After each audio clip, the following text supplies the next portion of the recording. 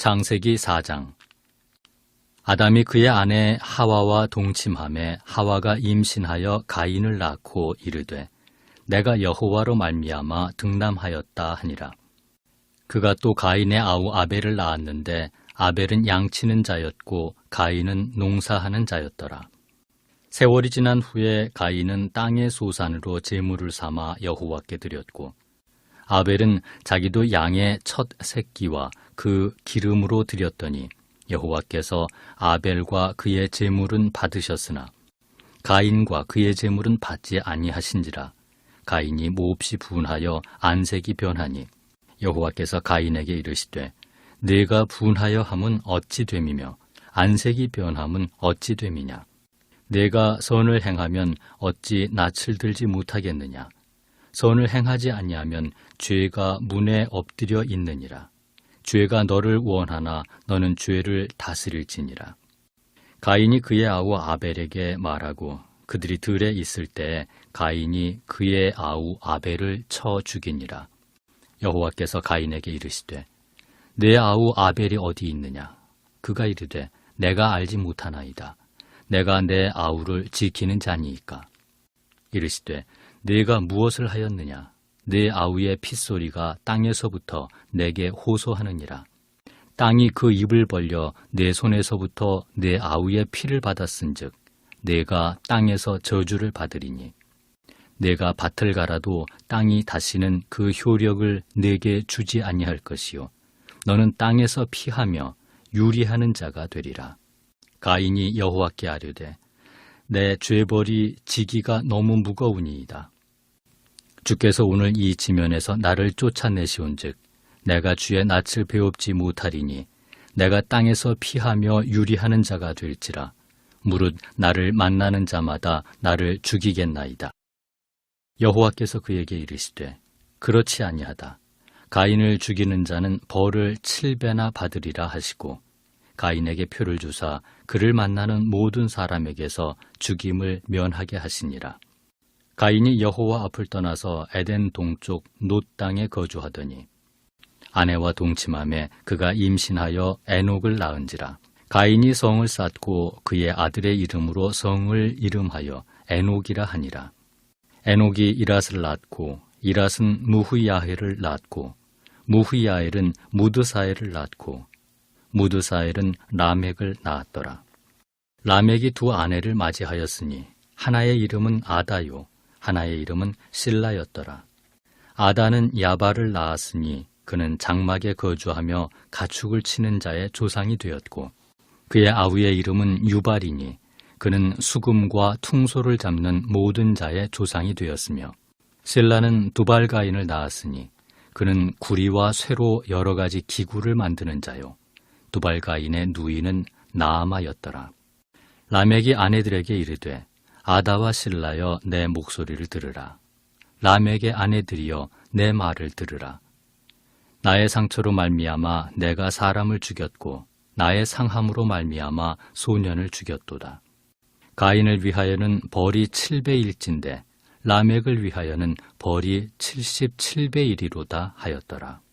아담이 다시 자기 아내와 동침함에 그가 아들을 낳아 그의 이름을 셋이라 하였으니 이는 하나님이 내게 가인이 죽인 아벨 대신에 다른 씨를 주셨다 함이며 셋도 아들을 낳고 그의 이름을 에노스라 하였으며 그때 사람들이 비로소 여호와의 이름을 불렀더라.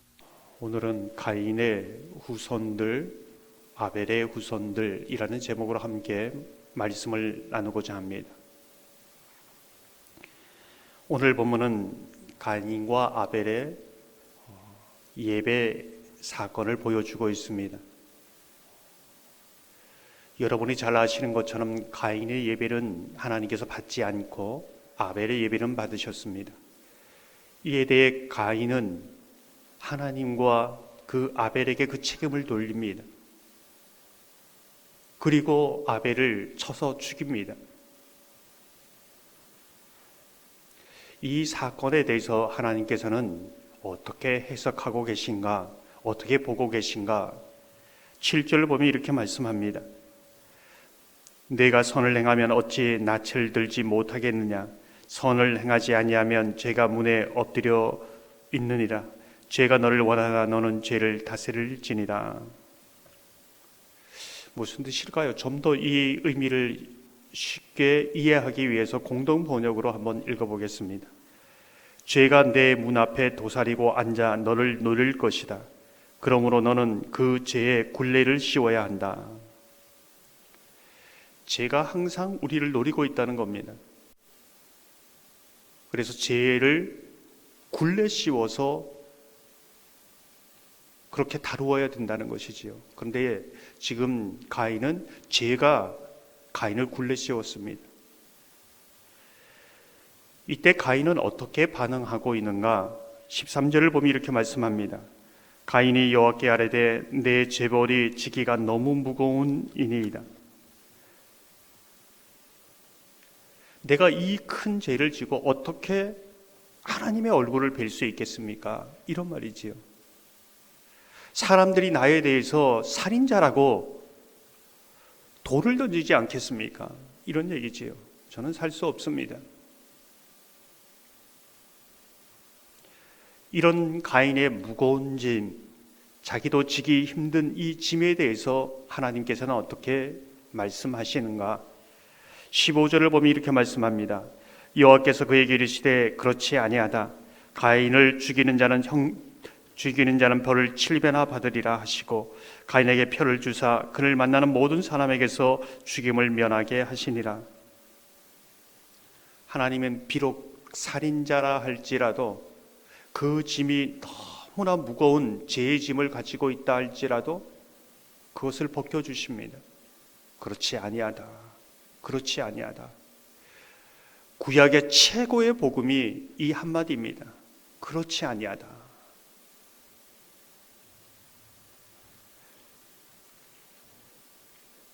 우리는 느헤미야를 주일마다 묵상하고 있습니다.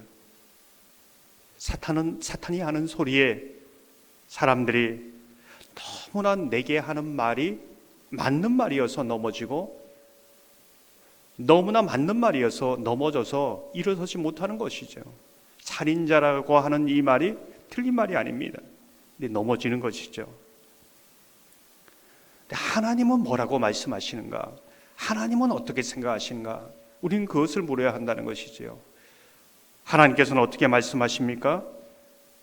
그 말이 맞다고 말씀하지 않습니다. 그렇지 아니하다. 그렇지 아니하다. 하나님께서는 죽음을 면하게 하는 표를 주십니다. 피할 길을 주시는 것이지요. 죽음을 면할 수 있는 표, 신약에 보면 예수 그리스도의 십자가의 은혜이지요. 근데 그 은혜를 말하나 그렇지 않다고 말하나 가인은 어떻게 반응합니까? 16절을 보면 이렇게 말씀합니다. 가인이 여호와 앞을 떠나 이렇게 말씀합니다. 이 표현을 7절 전반절은 어찌 낯을 들지 못하겠느냐 이렇게 말하고 있습니다. 고개를 떨고 있습니다.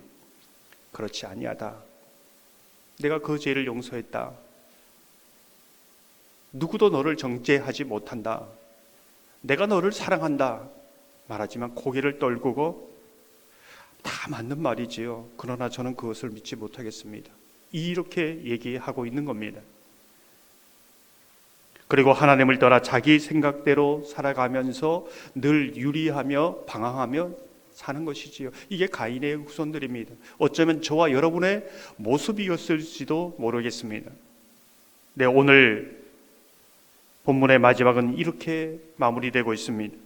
26절을 보면 셋도 아들을 낳고 그의 이름을 에노스라 하였으며 그때의 사람들이 비로소 여호와의 이름을 불렀더라. 그 사이에 수많은 시간들 죄를 짓고 또 죄를 짓습니다. 죄를 짓고 죽고 또 죽습니다. 인생의 허무함과 끊임없는 공허함이 반복되고 있습니다. 그때 비로소 사람들은 하나님 앞에 긍휼을 구합니다. 하나님의 은혜를 구합니다.